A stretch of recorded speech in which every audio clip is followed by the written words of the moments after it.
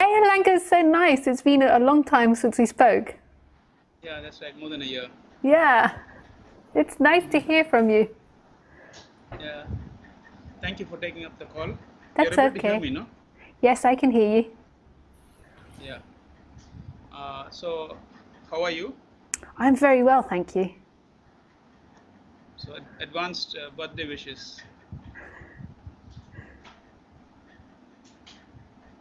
Hello. Can you hear me? You can start with your Yeah. question now. Okay. Yeah. Uh, so, what are you telling us now? After we have heard you, Yeah.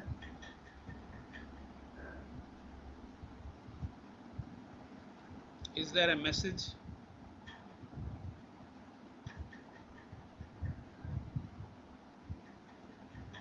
Hello?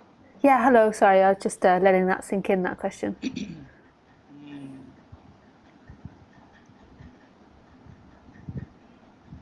Yeah, the message is that who you think who you take yourself to be isn't who you truly are. That's an experience Then, appearing in who you yeah. are. Then who am I? Who you are is this infinite space which has always been here, which is not a thing and simultaneously all things.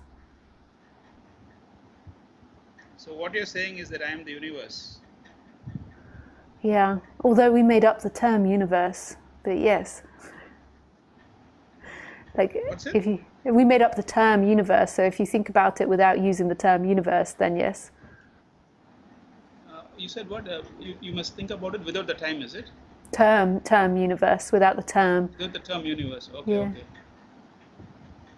Like universe is our concept, it's not. Correct, correct.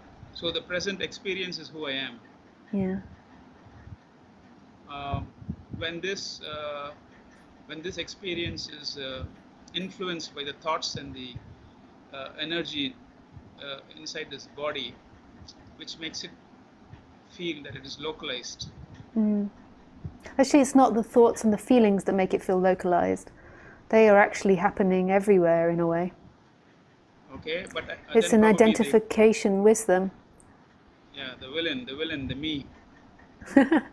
Just identification. I mean, it's like Yeah, the just the me. identification with them is what makes it feel uncomfortable. In Yeah, themselves, feelings are just feelings, and thoughts are just thoughts that are empty, just like correct. everything else. So this energy contraction is the cause of the suffering, Yeah,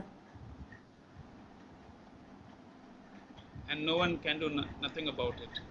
it's not even that no one can do nothing about it, because who is the someone that can do something about it? Like who is or can't do something about it? Who are you? There's this perpetual idea and energy that is prevalent in most humans that you are separate, that you are your body, that you are your feelings, and that you exist through a timeline. Whereas you don't exist through a timeline, you only ever exist right now as no thing appearing in everything. And that can conclude elongated feelings, and it can include thoughts that go through time. It's just this identification that they are you. So you can be thinking about yesterday and you can be thinking about tomorrow. It's not about not thinking, it's not about not feeling. So say if you've just had an argument with your partner, you might have discomfort in your body. It's not about not feeling that. It's that you could say behind that or in all of that, there is this watching that's never affected, that's always here and present. When you lose that, it intensifies all feelings because you feel that is who you are, that you are your feelings, that you are your thoughts. And that is crazy making because it's untrue, that you are the doer of your actions, that everything is your fault, you're responsible for life, it's your job to earn money, it's your job to do things, to be nice, to be kind, to get enlightened. And then you also seek for a freedom, or the freedom of who you are, in that person. So in what you think, in what you feel. You might not realize it's in the person, but when you seek to get enlightened, you're seeking to on the personal level, you're seeking to do actions which enable you to have your envisioned idea of enlightenment, of freedom, which is more than likely pleasure. And that's seeking in the person, that's in a dream world. And then just right here, right now, there is the end to the dream world.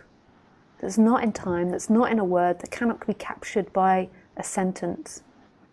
That's here, beyond sentences. It's so incomprehensible to the thinking mind because it, in a way, devalues everything that you take to be real and take to be truth. Because there is something that's experiencing now that's not dependent on thought, on you. It's like no man's land, but yet it's in the middle of everything. It's like the tiniest gap and the largest gap in the middle of everything.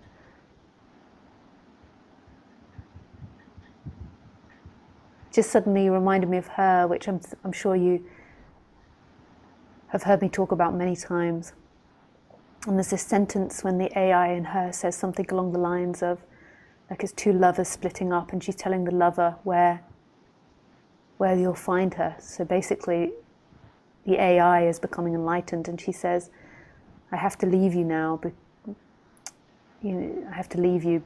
It's not quite this, I'm putting my own tint on it, but she basically tells her human lover who's not enlightened that I have to leave you now. And he says, but can I see you again, or can I find you again? And she says, when you're ready, come and find me. And then she says, like our love stories, and then she explains what happens to her, I think, or something like this. And she says, it was like our love story was our love story was like fiction I was telling myself. It was like I was reading a book. And as I loved you more and more, I began to read the book slower and slower. And as it got slower and slower, the gaps between each word became bigger and bigger until eventually they were infinite. And if you ever want to find me, that is where I'll be, in between the words, waiting for you. And it's so beautiful. And that's what's happening all the time now, is there's always this in-between words. Words are just something that are fleeting. But we're so fixated on words and believing that we are speaking, that you're listening to me, that I'm speaking to you. But there is no speaking and listening. There is only this infinite nature that's always present. And this is who you are. It's not about being good or bad. Bad people don't have less access to it. It contains everything.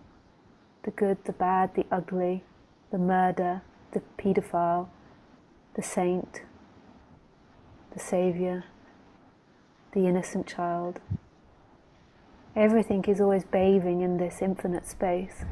And it's free, it doesn't suffer. So you could say that nothing's ever suffered because the person is never experiencing.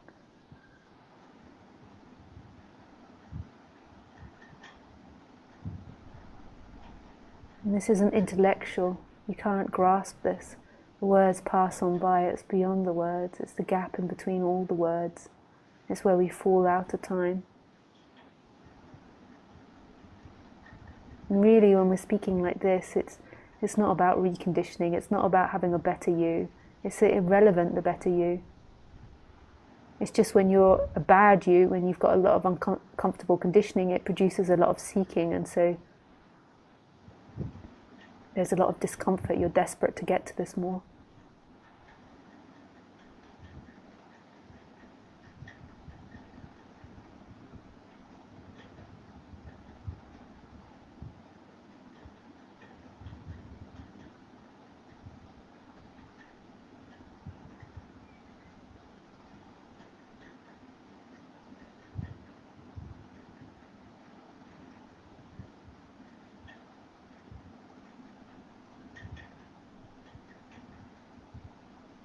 Hello. Hello, can you hear me okay? Yeah, very much. Sometimes you talk about the chakras, you talk about the techniques. Yeah. How do they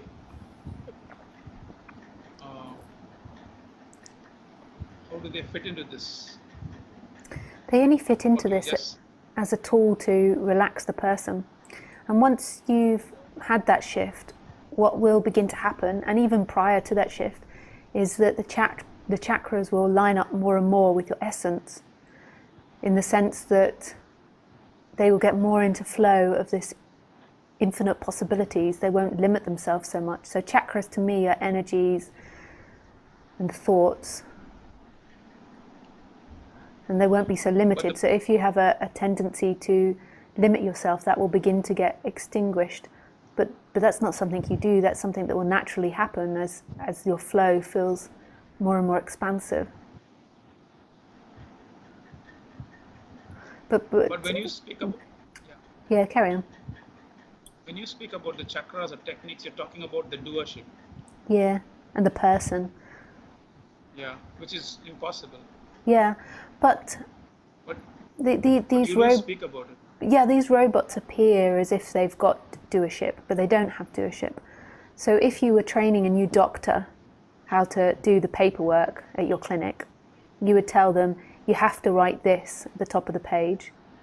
So you would give them description as if they have the free will to do it, and this is where the mistake is always made. But actually what you're doing is you're just programming a computer. Just like the coder writes in zeros and ones, or writes in all these complex codes to program the computer in a certain way, by you explaining how they do the paperwork, the program is being reconditioned. So all prescriptions are descriptions, no Yeah. exceptions. Yep, you can't ever have free will. There isn't ever free will. And when you are suffering greatly, and even when you're awakening, there can be this apparent work on the chakras which can release tension and help you in the flow of your life. But that won't lead you to liberation, because who will it lead to liberation? It will only relax the seeking dynamic in the person, which I assume is what has to happen prior to waking up. In most cases, there has to be a relaxation of the personal self. But the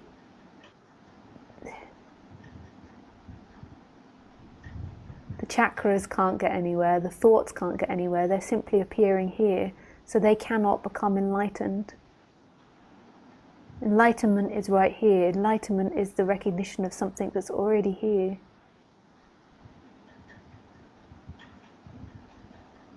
It's already free.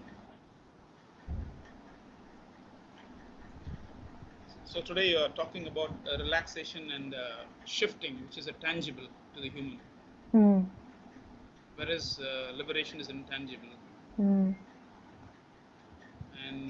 this relaxation and this shifting, again, is not a prescription. Again, it's a description. It happens automatically. Yeah. Irrespective of whether you're in non-duality, irrespective of whether you're in ashram, or irrespective of whether you're in a retreat, or you're listening to a teacher, it happens irrespective. Yeah. Yeah. It could have happened to Hitler. Yeah. Maybe it did. You know, before he died, like sometime, I mean, I don't know if Hitler definitely did die, but if he did die, you know, sometimes these really intense situations, you know, when you're really snookered, they create a surrendering. And in that surrender, it's recognized. Like Hitler as a person was never responsible for what happened in Nazi Germany, because there was no person there. He was a condition which arose, just like the coronavirus is a condition that arose. It's obviously like a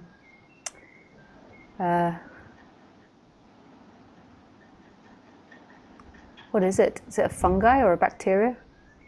It's a virus. Virus, that's it. It's a virus. It's actually a protein. It doesn't live. It's actually a protein. It's like what protein? Like some meat protein. It's just a protein. Yeah. So all these conditions arose for the virus to arise. And it's not like there's this singular thing called Mr. Coronavirus, which is guilty. I'm certainly getting banned from YouTube this week. They block my videos if I mention this word, but I forgot and I just said it. Really? Okay. They don't ban my videos, but they suppress them because I already am quite experimental in what I speak about. When you add coronavirus in that, they're like, trouble, trouble, and it's just like an automated thing. Okay. Probably the artificial intelligence will capture it. Yeah, it will. Oh, it does. I just have to mention it once and it gets it. I know that if I say it, it gets suppressed. There are two things. One is that so whatever is happening is really like a real-time video game. Yeah. Program Yeah. by an unknown programmer. Yeah. And all these things that you see in blood and flesh, the world wars, the crusades, the love affairs, the Romeo and Juliets, are all part of a inhuman experience, actually. Yeah, yeah. And the computer game always leads to things. If you think about the way we program computer games, is we're reflecting life itself.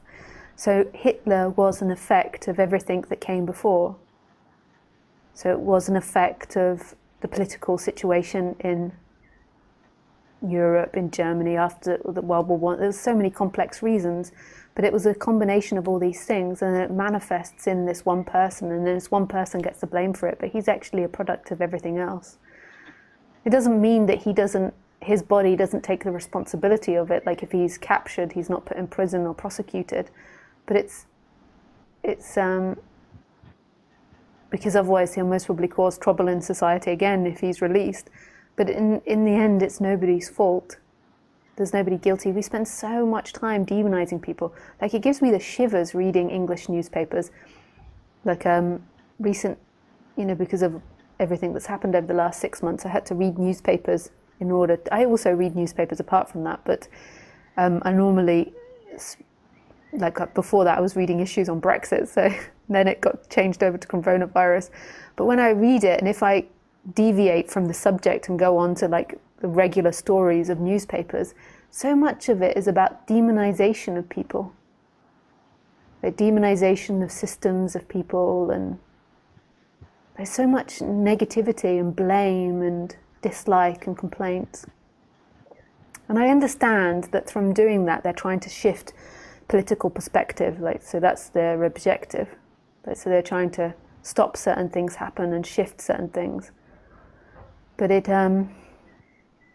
so negative in the human psyche, and it feeds to this idea of doership.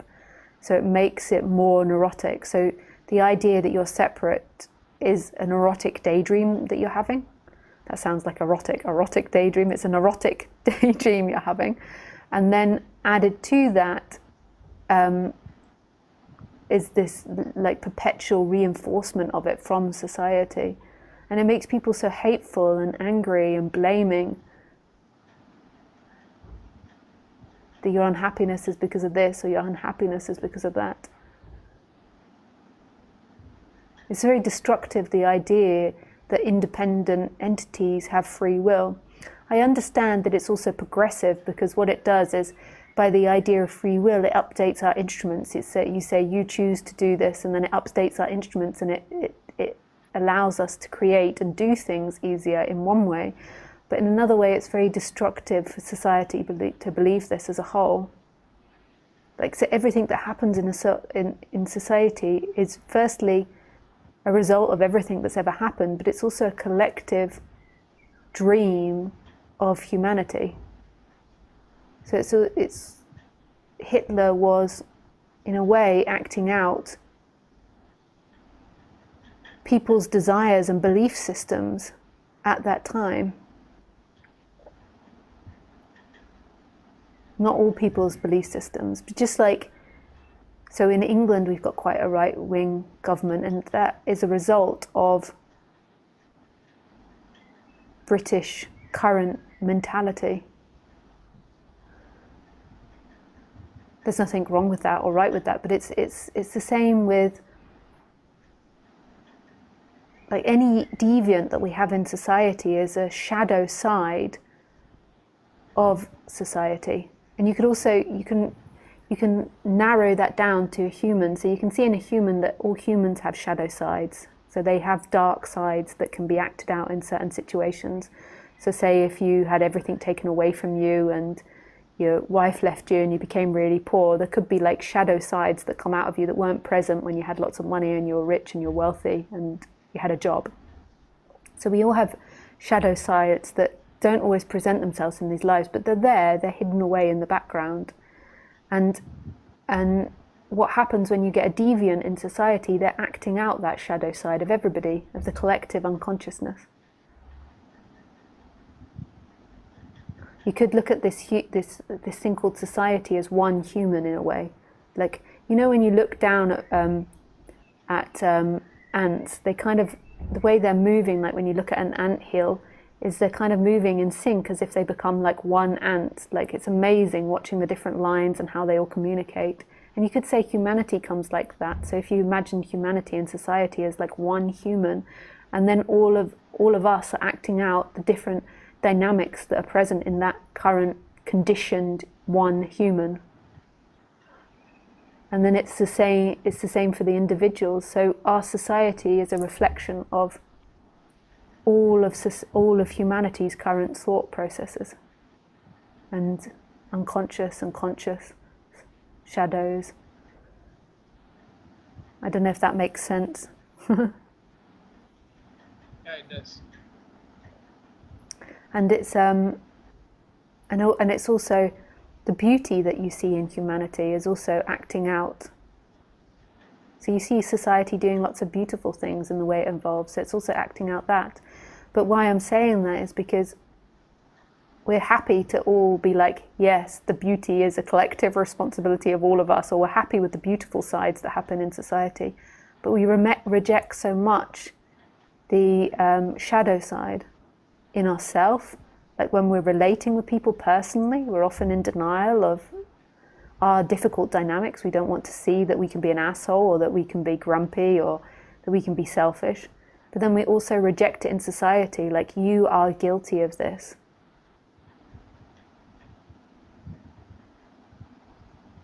When you're talking about the demonization of, say, Hitler, for an example, what is the perspective and the take home you want us to? I think it's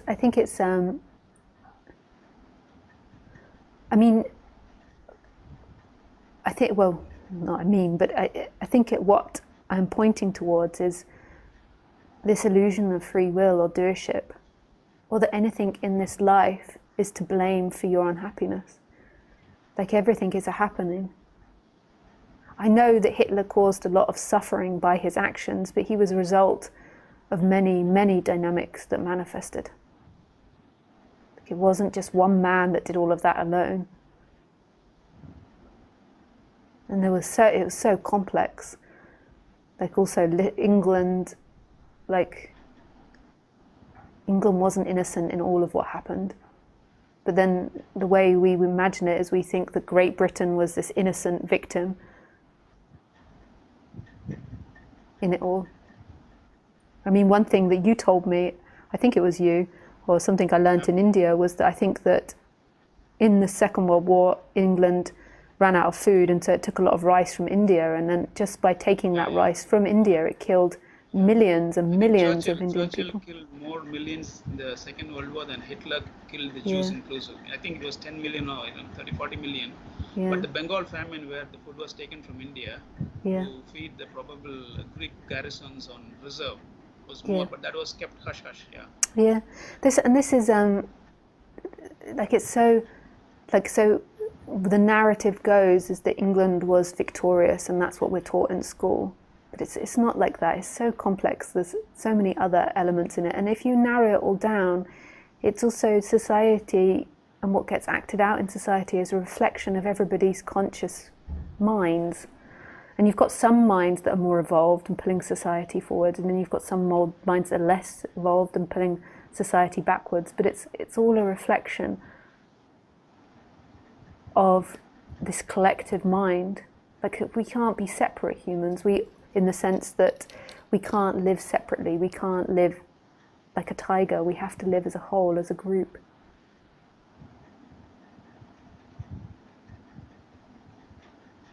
But we're always in this blame game, like, this person's guilty, that person's guilty. And this is so much suffering. I'm guilty. Whereas really we're all a product of everything that came before. I mean, just imagine a society that wasn't so judgmental and hateful. It'd be beautiful. Yes. Yeah, you have, I think, mentioned, and I think it's on your website or somewhere also, that you had a lot of political activism. Yeah. And your spirituality ultimately may lead to that in a different dimension Yeah. of human existence. Yeah. That you had been to the West Bank when you were Yeah. younger and things like that. How do you reconcile that part of you, which is a political activist, Yeah. with this Well, message of not duality? it kind of Because got you have a role play. Yeah, it kind of got short-lived because when I was in the West Bank, I went with a Buddhist organization, and when I was there, I kind of saw so clearly that the mind has to be changed first. You can't force society into change without changing all individual minds. It will never work. It will just turn to greed and power again. No matter what structure you erect, when the people that are erecting it have greed and power as their motivation, they might not even know that's their motivation, but that's often what runs our societies. Then the society will go corrupt. The society has to be created from a place of giving. So the people that are creating it have to be coming from this place of giving. So like a tree, in order for a tree to survive, it gives its fruits. So say like a fruit tree, it gives its fruits, and through giving its fruits, the birds spread its seed and diversify everything and ensure the survival of the tree. So the tree, in order for the tree to survive, it has to give, and by giving, it will then receive the bird poo. That when the birds come and feed on it, some nutrients, the birds will take away the seeds or the nuts or the stones or whatever it is in order for new trees to be planted. So, but it starts by the tree giving. If the tree didn't give its fruit, then it wouldn't have enough fertilizer, more than likely, in order to carry on its survival. So we have to come from this place of giving, which is opposite to taking. So at the moment we're led by people that have low empathy, and they are fixated on power and growth. So if you take Donald Trump, for example, when you see him in media interviews, he is always trying to be the strongest person. So I've seen him so many times walking towards the media and then pushing people out of the way to make sure he's in front. And he always tries to be the most erect, the most strong. He dominates people with conversation. He dismisses people. It's always about dominance and getting, and for him.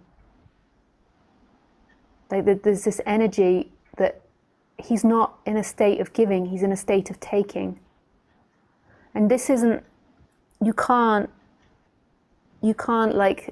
say that a state of giving is a particular actions. It's not about giving away all the state's money. It's not about becoming really liberal or Democrat or Labour or whatever, really left wing, because left wing is just as corrupt as the right wing when you come from this place of taking. It's this different energy when you're coming from a place of giving, and you might be really right wing, but that would be more imbalanced than any political stance that you implemented, whether it be communism, socialism, capitalism. And it's a different energy. And this, to me, is the only way in which a free society will arise, is when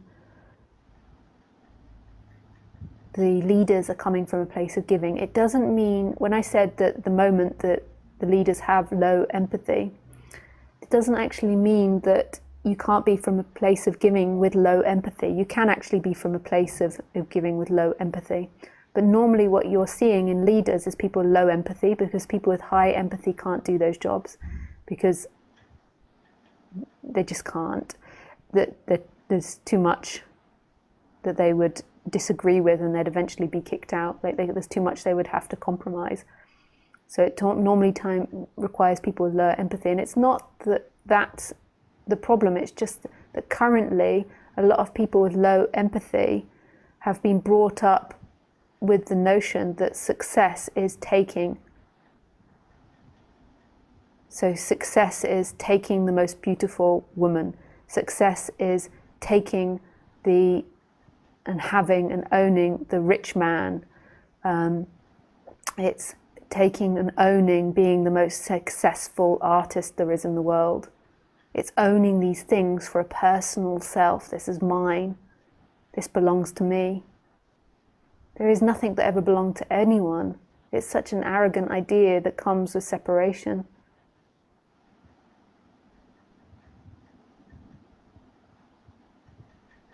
Does that make sense? Yeah, very much. Has there been any leader in human history who has been an embodiment of what you're just telling? Yeah, there's been many. Most probably Right. Jesus. Okay. Most probably Buddha. Okay. Maybe Joan of Arc as well. I don't know so much about her. There's also another female lady, and it doesn't mean that you don't go to war. Like sometimes war needs to happen. It's so terrible, but sometimes it does. There's another female as well. I forget her name. Yeah, I'm sure there's plenty. It's just hard to see them and to pick. And it's an energy, and it's not about their political policy. It's not about being left-wing or... Huh? Nelson Mandela. Yeah, Nelson, maybe. I don't know so much. I mean, I've read documentaries of him, but I've never really looked and listened to him speak. Like it's like an energy that you have to perceive and resonate with, this place of giving, but more than likely Nelson Mandela. But sometimes people can be political activists for the people, like for compassion, and they're actually still coming from a place of taking. That's why I say it doesn't necessarily, it's not like a drawn line. So the leaders that you have told me, Jesus and Buddha, they are more they are more spiritual. I mean, rather than political leaders. Yeah.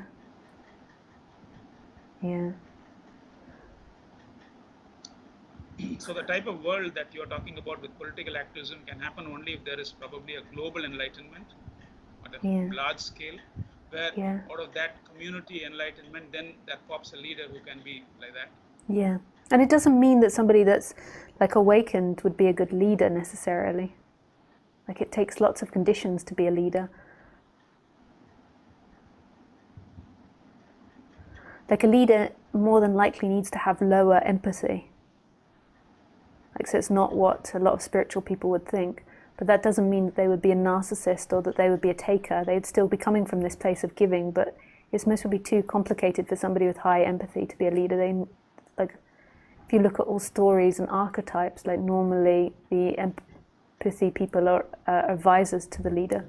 The leader needs kindness, but it also needs this strength and this ability to think about the whole rather than the individual. But it always has to come from a place of giving, like this true leadership. And you always see it in stories as well, that as it begins to go into the negative, like stories, our storytellers have got wisdom in them, a lot of them. Like the negative leader is normally captured with greed, with selfishness. And this is what a lot of our society is about currently, at the top. It's about getting, like what you can get from this society. Have you read about Mikhail Gorbachev, Russian Sorry? leader? Gorbachev, in 1991, who was he was the topmost Russian leader, and he was the reason why Russia splintered and communism was gone for the world. Yeah. He rose up the ladder of communism, and with Reagan there was probably could have been a World War III or something. Then he said, okay, I'm just dissolving the entire union of the Soviet, and then Russia got demolished, and he went into oblivion after that. Why did he do that? To stop the conflict with America? Yeah. The Cold War, after the Second World War, there was a Cold War between US and the USSR. And the Cold War was actually because of, they had nuclear bombs, and they were not fighting each other, and there was a Cold War because of the nuclear bombs. And this was building up a lot of tension. And during Ronald Reagan times, after 1981, around 1985, Gorbachev was the counterpart of Russia. So they were having a lot of treaties and, trying to, what can be done, and they were increasing their nuclear weapons.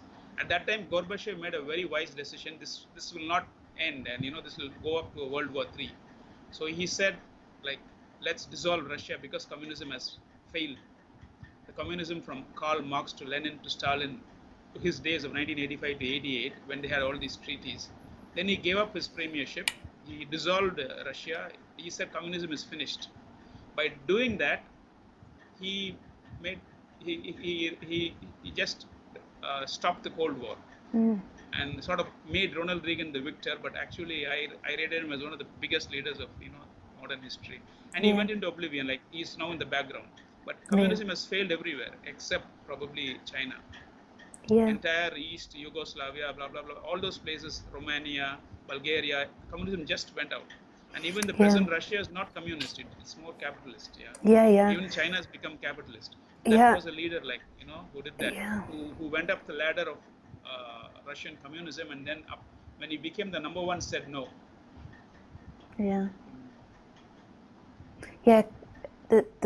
The problem is, I mean, I'm really not educated in communism, but my take on it would be that communism gives a lot of power to the state, and then in the state, if you've got people that are greedy, that are taking, then it's just going to be a disaster. It will be so. It will be, at least in capitalism, it seems like people have a little bit more control. That might be illusory, but in communism, you give up so much to the state. Like, it means that the state has to be really evolved to be able to handle that. If you've got figures that are at the top of the state that are greedy, that are taking rather than giving, they're going to create catastrophes for the individuals in that. And that's a very difficult thing to navigate, because how do you navigate the correct leaders? Like, that's so hard to then say these people are leaders. So, but I don't necessarily think communism is the way forward. I believe in fairness, and I feel like we should maybe go towards a society where everyone has a basic minimum wage, and I feel like there's enough food where everyone could be fed in this planet, and we don't need to be afraid about not being fed. But I also think that humans are innately creative, and that this should be, because of it trying to be equal, it doesn't respect the individual's creativity. Like, that we have to honor our creativity, and this is what should be put at the forefront of a society, of an evolved society. Like, not forcing people to work in jobs which don't, to some extent, allow them to be creative, because otherwise you'll just breed like this repetitive work that is very boring for people. Do you think the animal kingdom is capitalist or communist? Because we are animals, right? We are clothed animals. I always used to think, I'll tell you. Yeah, that's it. It's interesting. What do you think? It's capitalist, because the lion is the king. Well, but what about an ant society? Yeah, I was thinking about it. Ants are minority. If you see the carnivores and the major things, but these, they are capitalist. They are capitalist, and the communism part of it happens if you're weak. The ant is a communist, probably. The buffaloes are communist. The zebras, they have sharing, and because they don't have the power. The moment the power comes, you become a capitalist. And I've always believed the human being is a clothed animal living in a concrete jungle. And when power comes, power corrupts, and on an average, will become a capitalist. The human will become a capitalist even in a communist society, and that's what happened for 100 years from Karl Marx. Yeah, that's really interesting. Actually, I had a book of Karl Marx, Das Kapital, very big book. I couldn't even go to 10 to 20 pages because it was more like a maths book. I was looking at it like theorems. But in this Corona times, I went through the documentaries of Bettany Hughes. She's a British woman who's a historian, and she's got a documentary on geniuses of the ancient world, and there is a 1-hour documentary on Karl Marx. And Marx, who's a German Jew, says, I was surprised, capitalism has to be there for communism to flourish. And he said the first thing he said was religion was the problem of man. Then he said, no, I'm wrong. He corrected himself and he said, capitalism is the problem, but he said the caveat was capitalism is necessary for communism, but then unbridled capitalism is the problem of capitalism, and it eats away the laborer, and the 99% of the wealth goes to the 1% of the ultra rich. There he said communism had to come in, and I think he's wrong, because after him Lenin took it up, and then Stalin screwed up Russia. The entire communism was a flop. So I was thinking the evolution of this should be that we need to have capitalism, but there has to have a check mechanism, not a communism, something else, like a non-capitalist United Nations which has its teeth, which is not like a puppet, which will control these capitalist entrepreneurs like a Rockefeller or a Bill Gates or a Mark Zuckerberg, and put a bridle on them so that creativity is there, but then they don't just rape away the 99% of the wealth and then start creating a problem in the world. About capitalism and communism and what should be the whether animal kingdom is capitalist. I was always thinking it is capitalist. Only if you give it power, it becomes a capitalist. If you give the ant power, it will become a capitalist. It will become a lion. Because it doesn't have power, it becomes a herd. And I have seen it in human relationship also. You have a friend, and then after 10 years they become rich and powerful, then everything changes. The originality comes out, and you've been actually living with a phantom. About the money, like that. But this is where people have to take responsibility for themselves. Like, this is another thing that, now I've said coronavirus in this video, it's down, so I'll just go for it. This is another great thing about coronavirus is we need so little. We don't need as much as what everyone thinks. Like, I think it's a bit different for you in India, but people in the West think they need so much, and they really don't need so much. And we don't need to collect all these nuggets like for the rest of our life. Like we just need to have a bit more faith in life. Like, everyone's busily collecting these nuggets for the future, meaning money, and then storing it away.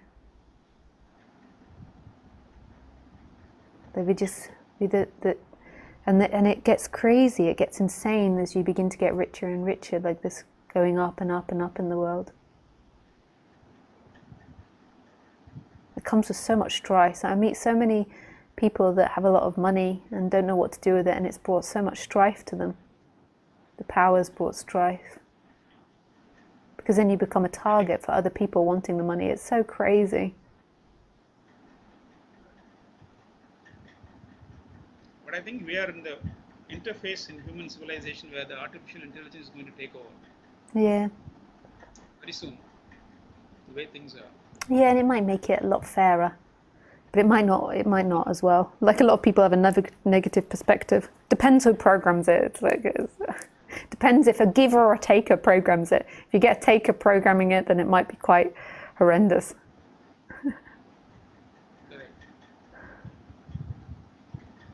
Just getting back to one of the things I wanted to ask you today was, like, in the book that you have, in your book, For the Love of It, there you say at one time it just you suddenly this insight came into you. It's impossible for this human life to happen with the doership, and then the shift happened. Yeah. And I think, like, when I look back, like, I can always make up multiple stories about why it happened, but the reason that I think that shift happened is that I really followed and believed what non-duality said. I was quite young and quite naive, and I really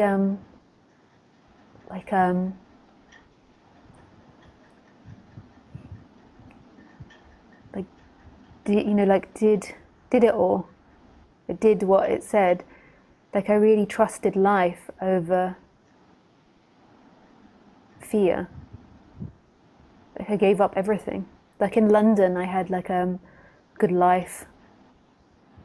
Like, I was suffering, but I had a good life, and I'd done well with writing, and I was beginning to make a name for myself in the writing world. I had a job which was super easy, and I got paid full time, and I only had to work very few hours a week. You know, I got a really good wage for it, and I kind of gave up all of that to go and live with Roger, and I made myself really, really vulnerable. I gave up everything, gave up my friends, gave up my family in a way for these 3 years, and kind of not consciously, I wasn't consciously doing it, but I consciously, like unconsciously, or whatever it was, I just followed and did what it said, and really saw that nothing gave me happiness. You know, I went and lived with him, really remote place for 3 years, and saw that my family didn't give me security, friends didn't give me security, scenarios didn't give me security, money, job, success, none of that gave me security. Like, because I could see day in, day out that my happiness wasn't dependent on what was happening, because not very much was happening in my life. I just did gardening while I was there. So I could be happy and totally free and be exactly the same scenario. Then I could be suffering and uncomfortable in exactly the same scenario. There was nothing changing. My mind would try and blame things. It would try and blame Roger or the environment, but in the end it couldn't hold on. There was nothing. I really clearly saw that nothing in this life will bring me freedom. Freedom is your internal way of being. And most humans, even though they really love this message and they resonate with it, they don't fully trust it. They hold it off and they still believe, yes, but my nuggets in my bank keep me safe, meaning your money, my husband or wife keeps me safe, or this situation keeps me safe. If that was taken away, I would be unhappy. Because they don't really fully trust that. Whereas quite young, life shoved me into a situation where I really, really surrendered to that and saw. And I think that in that, like there were like that, and then also listening to Roger and all that, there was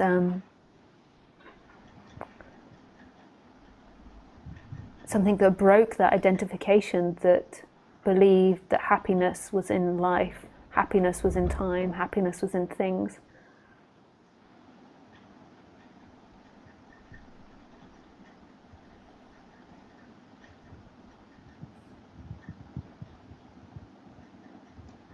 So can I say that it is only true intelligence of trusting life, the wisdom in you, which has saved you? It wasn't really me though, like with Hitler, it was just like that all these conditions led to that. Like in some way, I think it was like a naivety. Like there is even now present in my Lisa character a naivety. Like I'm so easily led astray. Like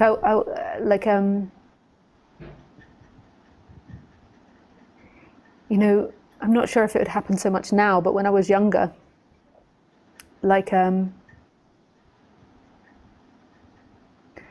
if I had somebody whispering in my ear about something, I would inevitably try it. Like I was very, like a lot of people would walk away from someone if they were whispering in your ear about something that you thought wasn't good or was bad or something. But I would inevitably try it. There was like an innocence or a naivety. If you had somebody in your ear telling you how good something was, I would try it. There's like a naivety and an innocence here. And so when I got into non-duality, there would be like people saying really extreme things, and I just really went for it. Like I always think back to when I was a kid, and this has nothing to do with me, this is just conditions. Like my brother was he pushed the limits to everything. And then I was sort of the younger sister that would always be trying to keep up. And if he tried something, I'd be like, yeah. Like at first I'd be like, no, but he'd then talk me into it. Like if he told me that it was a fantastic experience to jump off the roof, I'd be like, no, that's not wise. And then finally I'd be like, okay, I'll give it a go. And I'd jump off the roof. And it's the same with non-duality. There was this naivety here that just kind of really went for it. Like I could hear therapists. It was so lucky that I didn't go to a really strong therapist. It would be like, this is not a wise idea to give up everything. I could hear parents saying this, but I just sort of was like, okay, give up everything and give it a try.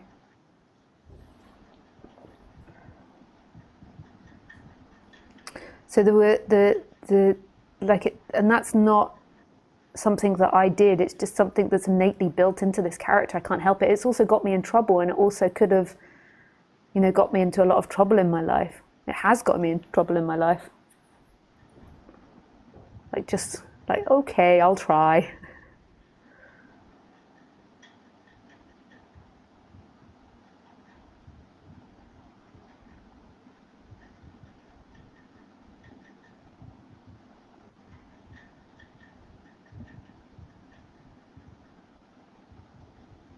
Like if there was a button in front of me that said do not touch, and every day I was faced with this button, eventually I would touch it.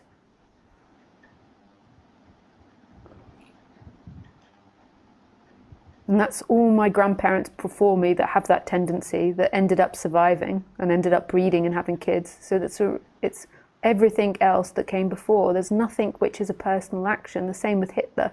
It goes for me and Hitler. And this is when you begin to see that everything is so impersonal. There's no personal action. There's nothing that anyone can take in and say, this is me, and be proud of. Or reject and be ashamed of.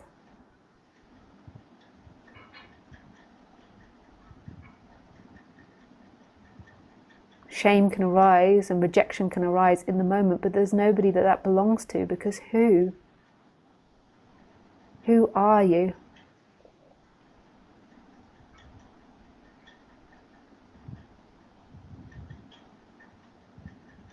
Another question, there have been instances of a lot of disciples being with their teachers in an ashram. Yeah. And that helps in the shift. Yeah. For example, for you, you were with Roger for some time. Yeah, I was super intensive, only student. Yeah. So yeah, because I think it's this element of surrender that comes, but it's nobody's surrender. It's something that is grace, even though everything's grace. But it's when you're with a teacher, they chip away at you.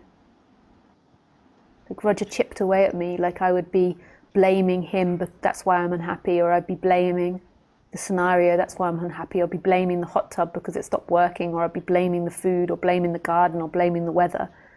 And then you'd be like, not this, not that, not this, not that, and then having that constant voice in your ear. So also it is down to Roger, but Roger also, that condition doesn't lie with him or me, it's also life that puts that situation. So when you're in an ashram, it's the same thing. It's like constant reinforcement. So it probably helps. Yeah, but yeah, it seemingly lays the path, prepares the garden for spring. But it's illusory to think that it's their doing or you're doing, just like Hitler. And everybody's path is so unique. If I said that the way for everyone to become enlightened is to go and live in an ashram, that would be a load of nonsense. It would be illusory as well, because all of that's imaginary and the freedom is right here. And then it's imaginary that's a you that will arrive at this freedom.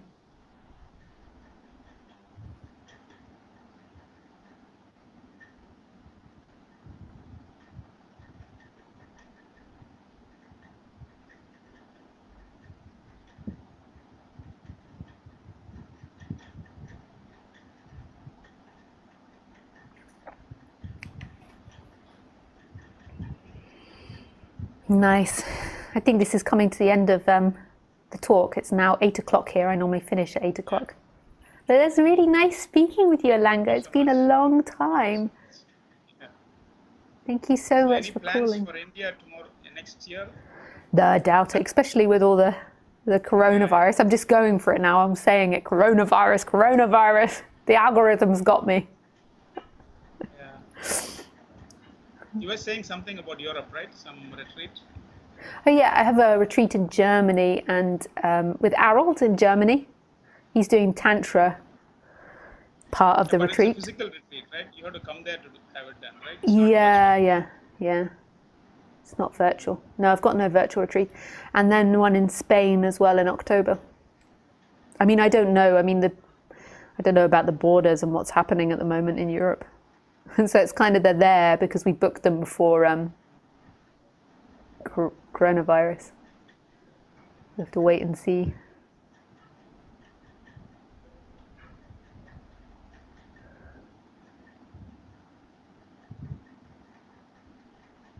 Is it hot in India at the moment? Yeah, hot is gone and it's slowly becoming. I mean, the intense period is between May 5th to May 30th. Oh That yeah. part was real hot. That's gone now. We slowly will be coming back towards. Yeah. Are you going to have monsoon soon? Yeah, I mean in Kerala it's monsoon now. Yeah. Oh, that's always so nice. I remember seeing Ramesh when it was monsoon in Mumbai. It was so hot, and then it was such a relief when monsoon came. It was just also a little bit gross because it was so much water, like the whole streets would sometimes be flooded. I think last week Mumbai had a monsoon, a storm. Yeah. Yeah.